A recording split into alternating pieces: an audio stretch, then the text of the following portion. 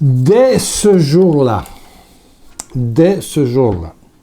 là, ils sont réunis les chefs, là. Vraiment, il y a les pharisiens, conseil supérieur, c'est du sérieux, là. Les autorités juives décidèrent de faire mourir Jésus. C'est clair. Bonne journée, bon samedi. Demain, dimanche des Rameaux. Il ne faut pas manquer, la semaine sainte commence. Mais là, on voit que ce jour-là, on arrête un peu on le tue pas.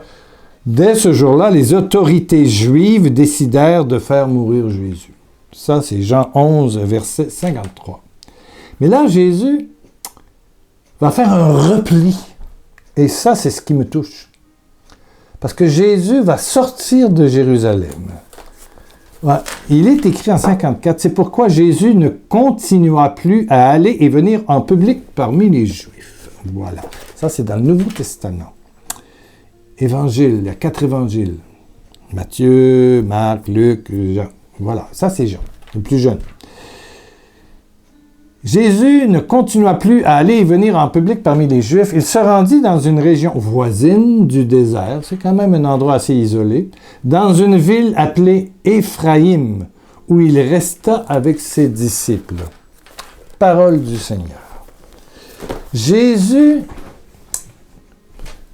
se replie, Jésus attend. Il le sait que les Juifs il le sait, ont décidé de faire mourir. Mais il attend le bon moment. Le bon moment. Le bon moment.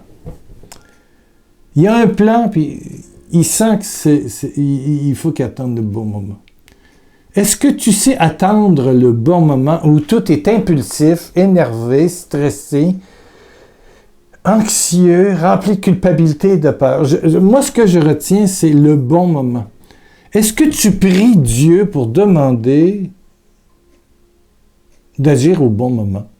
D'être dans le bon moment, le moment de Dieu. Pas le tien, pas celui de ton système nerveux, pas celui qu'on essaie de calmer avec des médicaments ou que tu trouves à calmer par toutes sortes de distractions X, Y, Z, des addictions. Non, le bon moment. Le moment où l'amour va éclater. L'amour va être le fond. Ce qu'on dit chez nous, le fond de sauce. Oui.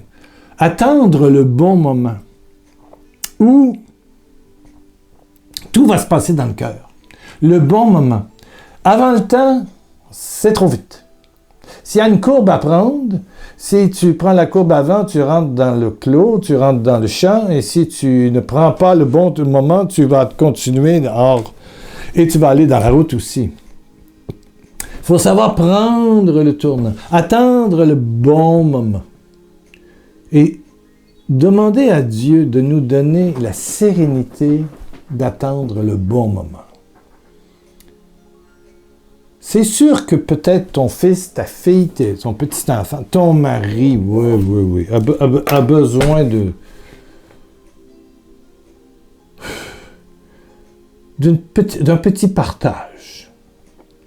Tu as trouvé son portable et puis, évidemment, tu respectes la vie privée, mais tu l'as déjà vu faire son code et puis là, tu vas voir ses textos.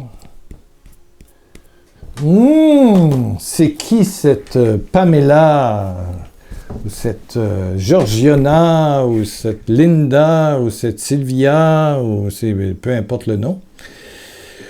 Ou cet homme, voilà, c'est ça. C'est qui ça? C'est qui ça? Et puis là, tu t'énerves. Et puis là, tu te sens jalouse, tu te sens jaloux.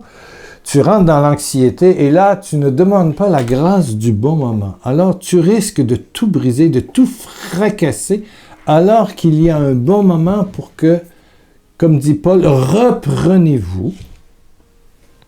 On est tous pasteurs les uns des autres. Des fois, on est pasteurs, des fois, on est brebis blessés. Des fois, on est brebis blessés, des fois, on est pasteurs. Puis des fois,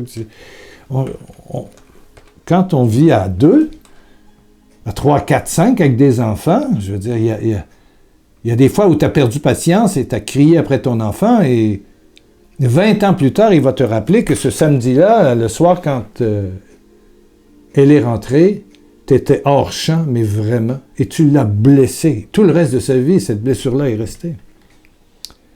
C'est pas que ce que tu as dit était faux. C'était pas le bon moment. C'était pas le bon moment. Et si tu avais pris le temps de t'arrêter, au temps favorable, je t'ai exaucé, 2 Corinthiens 6, 2. Au temps favorable, je t'ai exaucé, au temps favorable. Il faut se calmer les nerfs. Au temps favorable. Demandez à Dieu, bon, tu as quelque chose à dire, à partager. Bon, mais il faut que ça soit dans l'amour. Il faut que toi, tu sois calme. Et tu sois surtout au-dessus du problème. C'est-à-dire que la réaction de l'autre ne compte pas. Qu'elle soit d'accord, pas d'accord, fasse une crise, claque la porte, s'en aille, se menace. Tu dis dans la paix. L'essentiel, c'est d'être dans la paix avec cela. Tu dois te réconcilier avec ton intérieur, ton cœur, ta bonté, ta douceur, et là, dire. Autant favorable, c'est autant favorable à l'amour. Et l'amour endure tout, pardonne tout, supporte tout. Mais tu dois le dire aussi, non pas laisser passer. Il faut dire des choses. Parce que des choses brisent, parce que des choses nuisent à la famille, au couple, au travail, au boulot. Il y a des choses à dire, mais autant favorable. Autant favorable.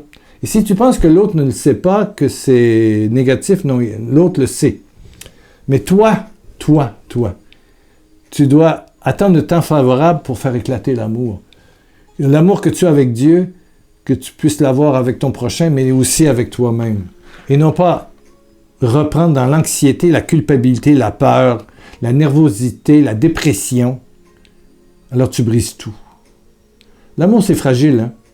Mais aussi c'est très fort si on sait y insérer Dieu. Le sang de l'agneau. Le sang de l'agneau. Je sais qu'il y a des personnes pour qui ça parle beaucoup. Oui. Parce qu'il y a des choses que tu vas peut-être demander pardon à un de tes enfants, une de tes enfants, parce qu'au fond, tu n'as pas attendu le temps favorable. Tu as pété les plombs.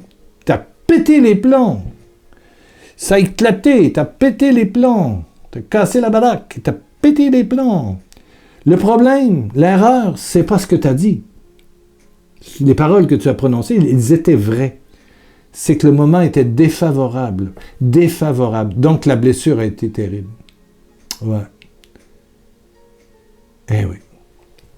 Pardon de ne pas avoir attendu le moment favorable. Je parlais, mes paroles dépassaient. Je t'aime, je te demande pardon. Oh Père éternel, merci. Et moi, comme père de famille, comme époux, j'ai été esclave de mes émotions. Je le reconnais. Père, je te demande pardon et je demande pardon à mes proches pour ne pas avoir attendu le moment favorable, où j'aurais été libre et amoureux dans les paroles que j'avais à prononcer.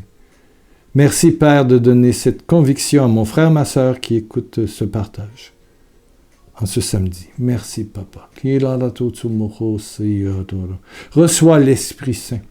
Reçois la communion avec Dieu. Merci. Demain les rameaux, oui, demain, dimanche, tu seras là? Ben oui, là, il faut pas, on rentre dans la semaine sainte, ça.